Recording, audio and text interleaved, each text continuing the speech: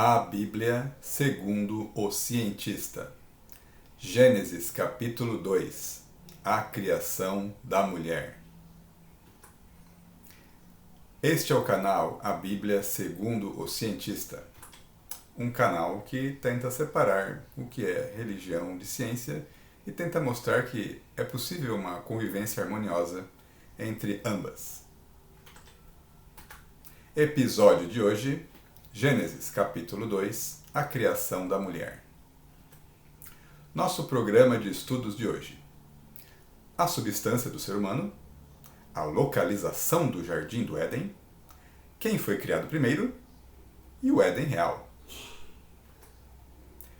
Bem, vamos começar com Gênesis capítulo 2, versículos de 5 a 6.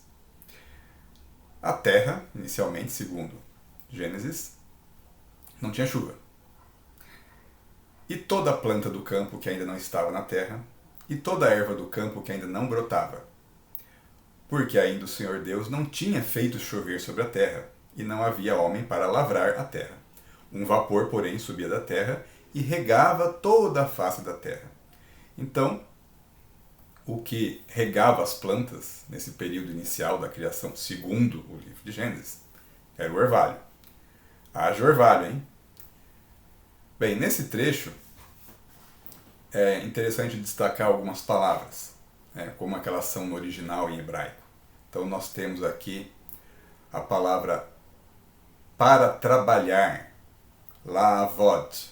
Então o trecho que foi traduzido como para lavrar, ele vem do hebraico lavod, para trabalhar, que é interessante que essa palavra lavod, ela é parecida com outras palavras para trabalho que tem a origem latina. Então, lavoro no italiano, que é trabalho, que originou o labor, laboral, laborar.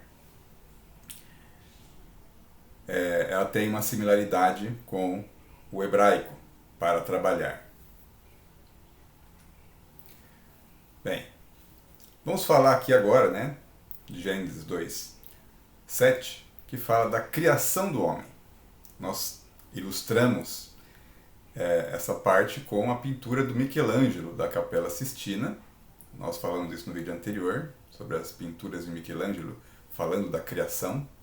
Então aqui nós temos a ilustração de Michelangelo com Deus à direita, tocando o homem criado por ele, à esquerda, Adão. O trecho de Gênesis diz: E formou o Senhor Deus o homem do pó da terra, e soprou em suas narinas o fôlego da vida, e o homem foi feito alma vivente. No original, em hebraico, afar, pó.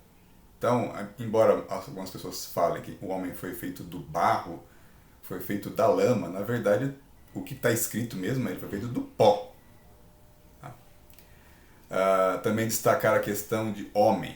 A palavra utilizada em hebraico aqui é Adam, que é pessoa, ser humano. Então aqui é traduzido como homem, mas na verdade tem outra palavra específica para homem em hebraico. Interessante observar o seguinte, essa questão da substância do homem em várias mitologias. Na mitologia hebraica, o homem é então criado a partir do pó. Na escandinava, o homem é feito do suor do gigante Ymir, um gigante de gelo. Na finlandesa, o homem é parido por Luonotar, a filha da natureza. Então aí o homem tem um nascimento natural. Na Polinésia, a mulher é criada a partir do barro vermelho. A mulher criada primeiro. E aí ela gera o homem, que é fecundada por um deus. Micronésia. Na Micronésia, o ser humano nasce de um pedaço de cipó. E na mitologia centro-americana, o homem é criado a partir do milho, depois de tentativas com argila e madeira. Essa questão da substância em várias mitologias é tratada pelo artista Carlos Ruas. Ele tem uma obra na qual ele ilustra várias divindades discutindo sobre a criação do homem, né? E discordando sobre como que ele foi feito. Então nós temos a divindade centro da América, falando como foi feito de milho, né? O Odin, da mitologia nórdica, falando que foi feito de madeira, e o deus ocidental, né? O deus do cristianismo, do islamismo, do judaísmo, falando que foi feito de lama. Né? Então aqui também tem um equívoco aqui, né? Do Carlos Ruas, porque não é lama, é pó. Né? Aí a divindade americana fala, né? Bem que eu tentei fazer o homem da lama, mas derreteu na chuva. Né? E o deus ocidental diz, aí você teve a grande ideia de fazer do milho. Faz todo sentido. Né? E o Odin diz, por isso que tem que ser feito de madeira. Né? E eles continuam a sua discussão. Bem, prosseguindo aqui na descrição do relato da criação, né? Nós temos a parte em que o Gênesis fala sobre o jardim do Éden. Gênesis 2:8 está escrito, e plantou o Senhor Deus um jardim no Éden, do lado oriental, e pôs ali o homem que tinha formado. Esse do lado oriental vem do hebraico original Mikedem, do Oriente. Então, se a gente imaginar uma área que a gente tem assim, o Éden, né? O Éden é uma região, né? E aí nessa região tem um jardim, é o que está escrito. Né? Então o jardim fica do lado oriental. Então nesse caso aqui, à esquerda, à direita, né? da ilustração do Éden. Bem, aí o Gênesis dá uma pista para a gente tentar localizar esse jardim. Né? Em Gênesis 2:10 está escrito, e saía um rio do Éden para regar o jardim, e dali se dividia e se tornava em 4 braços. Na verdade, no original hebraico, a palavra não é braços, é cabeças, hashim. Então, le-arba hashim, para 4 cabeças. Então, conforme nós entendemos na descrição, né, dá a entender que havia um rio, esse rio, né, brotava do Éden, da região do Éden, né, e aí no jardim ele se dividia nesses 4 braços ou 4 cabeças. Né. O primeiro rio, está em Gênesis 2:11, é o Pison. E segundo trecho, este é o que rodeia a terra de Avilá, onde há ouro. Pison, que vem do hebraico Pishon, Avilá, que é Hashavilá, e ouro, em hebraico, Hazavá. Hazahav, na verdade. Aí, terra de Avilá, o que é isso? Bem, em Gênesis 10:7, esse nome ele é mencionado novamente. Gênesis 10:7 está escrito, e os filhos de Cuxi são Sebá, Avilá, Sabtá, Ramá e Sabtecá. E os filhos de Ramá, Sebá e Dedã. Olha só, Avilá é filho de Cuxi. E como, né, as genealogias são predominantemente masculinas, né, Avilá e Cuxi são homens. Então Avilá é um homem que é filho de Cuxi. Então essa terra de Avilá é a terra deste homem. Né? Vashavilá, em hebraico. O segundo rio, segundo Gênesis 2:13, é o Gion. E esse é o que rodeia a terra de Cuxi, que é o Cuxi, que é o pai do Avilá. Gion do original Gishon. Né? E Cush é uma tradução quase similar ao original, Cush. E essa terra de Cush? Em Gênesis 10:6, nós temos uma explicação, né, de que existe um Cuxi que é filho de Cão, que é por sua vez filho de Noé. Né? Em Gênesis 10:6 está escrito, os filhos de Cão são Cuxi, Misraim, Puti e Canaã. Então, Cuxi foi um descendente de Noé. E a terra de Cuxi, possivelmente a terra que ele habitou, a terra que ele colonizou. O terceiro rio é o Tigre. Esse é o que vai para o lado oriental da Assíria. E aqui nós temos então o nome, na verdade, original, né, tem em hebraico, é Shidekel. Né, Shidekel, que nós chamamos de tigre. E a Síria, né, em hebraico, é Ashur. Nós temos uma hipótese aqui. Nós temos uma hipótese de que quem escreveu este trecho aqui, quem estava escrevendo esse livro, Gênesis, era contemporâneo da Síria. Por que nós temos essa hipótese? Porque ele quando escreve esse trecho, ele fala da Assíria. Para ele poder falar da Síria, a Síria teria que existir para quem escreveu. Então, a pessoa que escreveu, se ela está se referindo à Síria, é porque é um contemporâneo da Síria, em algum momento da sua existência. Não faz sentido que a pessoa que escreveu falasse de um lugar que ainda não existia.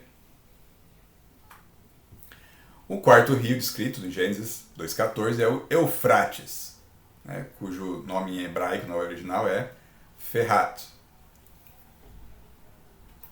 Bem, a questão, agora vamos falar de fatos. Então nós prometemos, na nossa primeira apresentação, que a gente ia tentar separar o que era fato, evidência, do que era fé. Então, o que é fato? A gente sabe onde estão os rios Tigre e Eufrates. Tá? Os rios Tigre e Eufrates, eles estão na região da Mesopotâmia, né? Atualmente, eles atravessam a Turquia, a Síria e o Iraque. A maior parte deles atravessa o Iraque, praticamente esses dois rios, eles cortam a região central do Iraque. São rios bastante longos. Mas aí, olhando para a realidade, né, e para o relato do Gênesis, a gente pergunta, onde é que tem 4 rios aqui? Então, o Tigre e o Eufrates seria a pista para encontrar o Jardim do Éden. Né?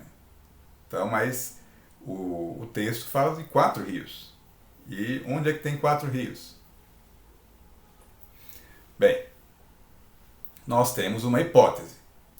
Porque ao norte, nas nascentes do Eufrates, na verdade há uma divisão.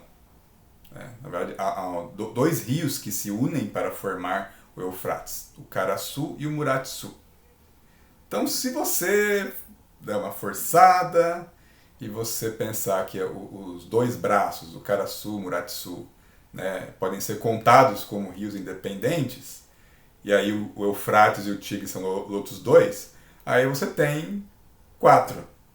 Né? Você tem 4 braços de rio. Então, pode ser que nessa região onde o Karasu e o Muratsu eles se encontram para formar o Eufrates, que também é uma região próxima da nascente do Tigre, pode ser que essa seja a região do Jardim do Éden, segundo a pessoa que escreveu. Né? Bem, a pessoa que escreveu, quando ela se refere à Síria, né, então ela dá a pista de que essa pessoa era contemporânea da Síria. O problema é determinar exatamente em que período da Síria essa pessoa contemporânea escreveu. Porque a Síria ela foi um reino e depois império que teve vários momentos de expansão. Então ela compreendeu uma pequena área no início, na Mesopotâmia, e depois ela, em determinado momento, ela alcançou uma expansão tal que compreendia até o Egito, parte da Turquia, a Palestina, a Palestina contemporânea, ou o Reino de Israel, que ainda iria se formar. Então a Síria teve períodos de império. Então nós não sabemos, né, só pela referência da palavra Síria, em que momento da história da Síria que o autor escreveu. Né? Mas a gente pode dizer, bem, então, pelo menos, né, a gente sabe que se ele está falando da Síria, ele tem que ter escrito isso depois que a Síria passou a existir.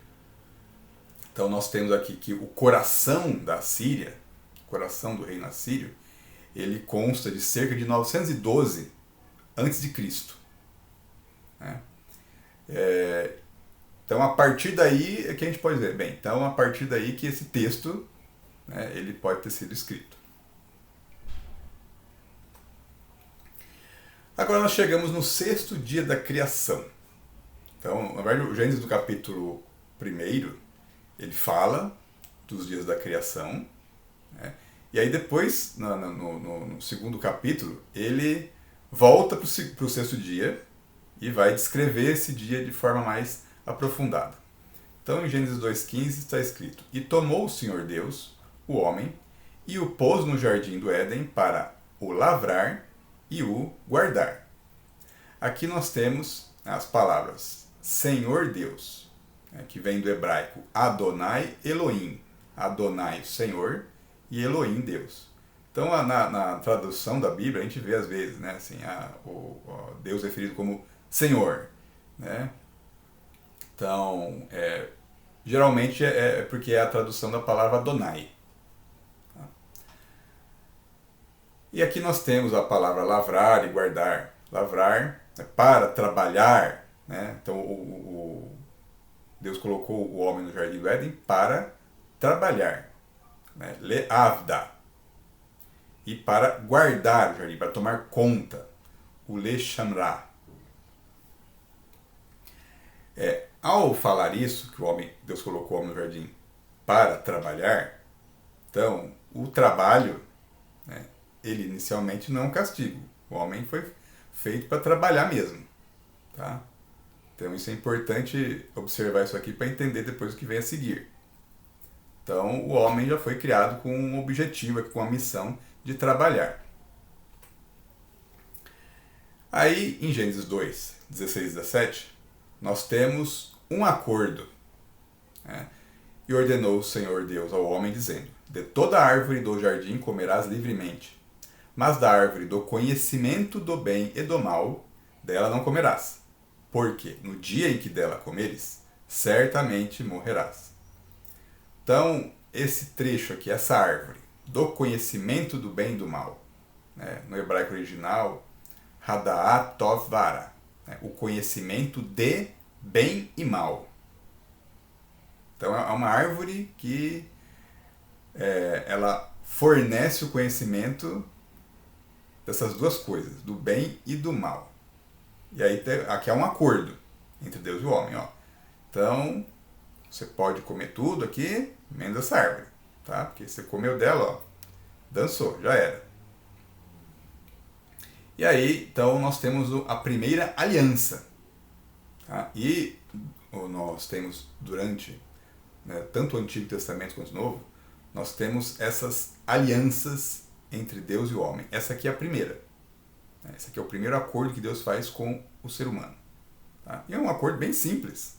Né? Então, não existe aqui, nós não temos os 10 mandamentos, não temos 613 mandamentos que vão aparecer mais tarde aqui, não temos circuncisão, não temos dízimo, não temos nada aqui. Nós temos só um acordo simples. Ó, não come daquela árvore e vai ficar tudo bem. Depois, posteriormente, Gênesis 2,18, está escrito: E disse o Senhor Deus: Não é bom que o homem esteja só. Far-lhe-ei uma ajudadora idônea para ele. No hebraico aqui, nós temos o seguinte aqui, né? Ajudadora idônea, né? Essa tradução vem de Ezer Kenegdo, né? Uma ajudadora adequada a ele, né? Uma pessoa que vai ajudar e que é uma pessoa que foi feita de forma a se adequar a esse homem. Observe o seguinte aqui: Deus não criou uma empregada para o homem, Ele não criou uma escrava para o homem, Ele não criou uma serva para o homem. Tá? A palavra aqui que está usando é uma ajudadora, tá? Alguém para auxiliar, alguém para ajudar. E aí, como que foi a criação da mulher segundo Gênesis, né? Em Gênesis 2, versículos 21 e 22, está escrito: Então o Senhor Deus fez cair um sono pesado sobre Adão, e este adormeceu, e tomou uma das suas costelas e cerrou a carne em seu lugar. E da costela que o Senhor Deus tomou do homem, formou uma mulher e trouxe-a a Adão. Bem, aqui foi quase uma cirurgia, né? Então o Adão tomou uma anestesia, né? E Deus tirou uma das suas costelas. E a partir dessa costela ele fez uma espécie de clone, só que esse clone tinha algumas diferenças anatômicas. No original hebraico nós temos aqui, foi costela, né? É Hatzela, né? A costela, que foi utilizada para formar a mulher, segundo esse trecho aqui. E nesse trecho, no original hebraico, né, é usada a palavra Isha, mulher. Isha que tem a ver com Ish, que é homem. Né? Isha é algo que é do homem. É interessante aqui observar também a questão da ordem de criação, né, nas várias mitologias. Porque aqui na mitologia hebraica, o homem ele é criado primeiro. Né? Então, a mulher é criada depois do homem. Na mitologia escandinava, por sua vez, a mulher e o homem são criados simultaneamente. Na mitologia finlandesa, a mulher é criada primeiro. Ela gera o primeiro homem sozinha. Na mitologia polinésia, a mulher é criada primeiro e gera o homem fecundada por um deus. Na mitologia centro-americana, a mulher é criada depois do homem, assim como acontece na mitologia hebraica. E na africana, a mulher e o homem são criados simultaneamente. Então existem algumas diferenças entre várias culturas sobre a questão da ordem de criação do homem e da mulher. Então, na mitologia hebraica, que acaba influenciando a civilização ocidental, civilização europeia depois, nós temos essa questão aí da predominância do homem. Né? Então, o homem veio primeiro, né? Ou a mulher foi criada depois. Mas isso não acontece em todas as culturas, não. Né? Então, nós temos aqui, né, a diferença, né, na escandinava, na finlandesa, na polinésia e na africana. Bem, segundo Gênesis 2, 23 e 24, a mulher é parte do homem. Está escrito, e disse Adão, esta é agora osso dos meus ossos, e carne da minha carne. Essa será chamada mulher, porquanto do homem foi tomada. Portanto, deixará o homem, o seu pai e a sua mãe, e apegar-se-á a sua mulher, e serão ambos uma carne. A palavra mulher, como nós temos, vem do hebraico Isha, né? Isha, que observe aqui o trecho, né? Essa será chamada mulher, porquanto do homem foi tomada. Vendo o original em hebraico, o negócio faz todo sentido, né? Essa será chamada Isha, né? Isha porque foi tomada do homem, que é Ish. Então, ela é Isha, do homem, porque vem de Ish. E aqui nós temos também uma questão, né? Talvez já esse trecho posteriormente, já estabelecendo uma orientação para o casamento. Né?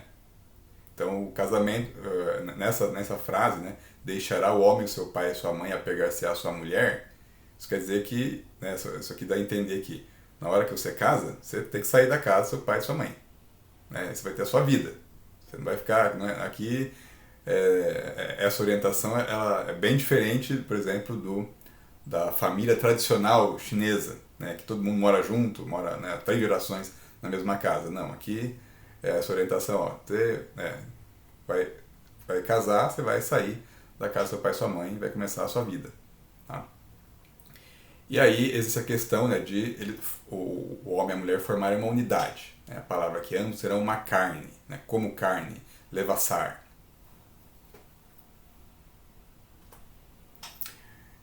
Temos que observar que a mulher, ela não tem nome no início. Tá? A mulher só vai receber um nome quando ela e o homem forem expulsos do paraíso. Então aqui no começo ela é só chamada de a mulher. A mulher, ela não tem nome. Parece, né, uma personagem do romance de H. Rider Haggard, que é o mesmo autor de As Minas do Rei Salomão, né, um romance chamado Ela, que do original em inglês She. Uma feiticeira que também é chamada somente como ela, não tem nome. Né? Então,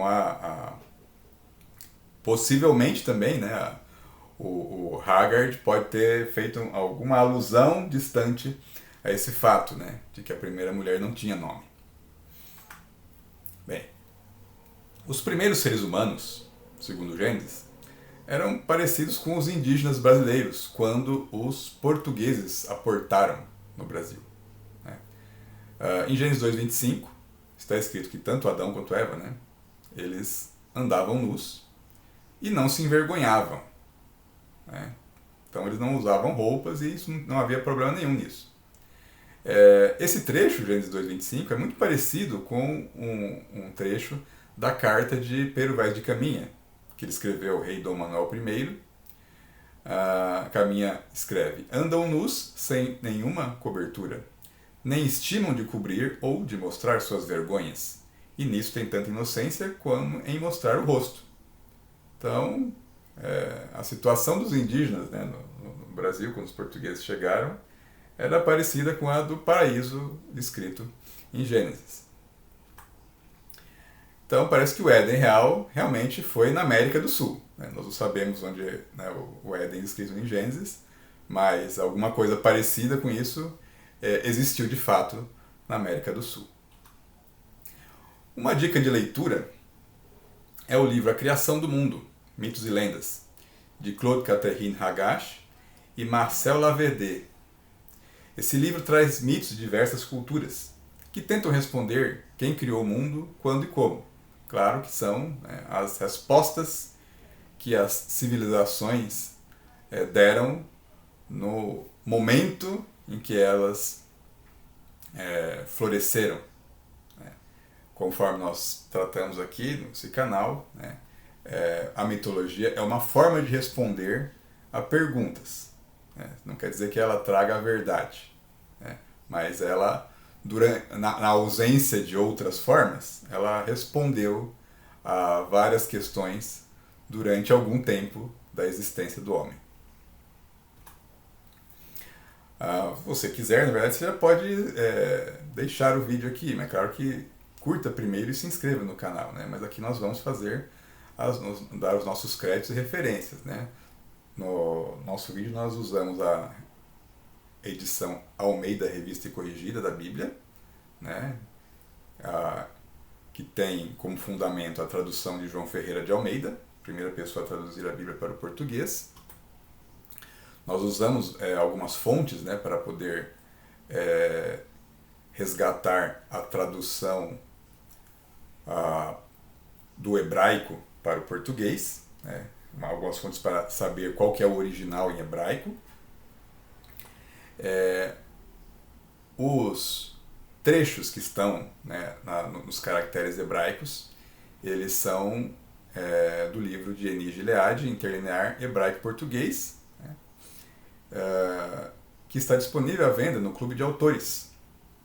Ele traz alguns trechos do Gênesis e outros textos bíblicos, transliterados e no original em hebraico. Esta apresentação tem roteiro, apresentação e defeitos especiais de FGSL. Obrigado por assistir esse vídeo. Por favor, não se esqueça de se inscrever e curtir. Continue acompanhando.